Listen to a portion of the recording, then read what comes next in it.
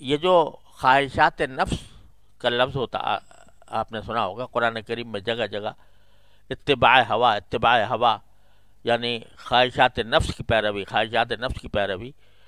تو اس میں دو خواہشات میں دو چیزیں جو ہے نا وہ بہت بنیادی ہیں. ان میں سے ایک اللہ بچائے شہوت ہے، اور دوسرا غضب ہے، غصہ. یہ خواہشات نفس ہیں. آپ دیکھ لو جس وقت غصہ آتا ہے تو دل یہ چاہتا ہے کہ بس جتنا کچھ میں دوسرے کے ساتھ برائی کر سکوں وہ کر لوں. یہ شہوت غضب ہے، یہ غضب کی شہوت ہے، غضب کی خواہش ہے، غضب کا، غصے کا جذبہ ہے جس کی پیروی کر رہا ہوتا ہے انسان.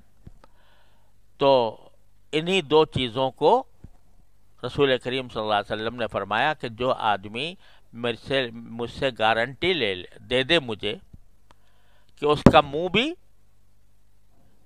سلامت رہے گا اور اس کی شرمگاہ بھی سلامت رہے گی، تو میں اس کے لیے جنت کی ضمانت لیتا ہوں.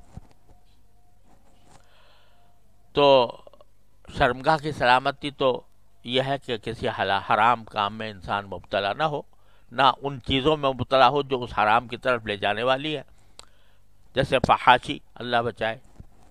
وہ آج کل تو ہمارے ماحول کے اندر ایسی پھیل گئی ہے، رچ بس گئی ہے. اللہ تعالیٰ بس ہماری حفاظت فرمائے.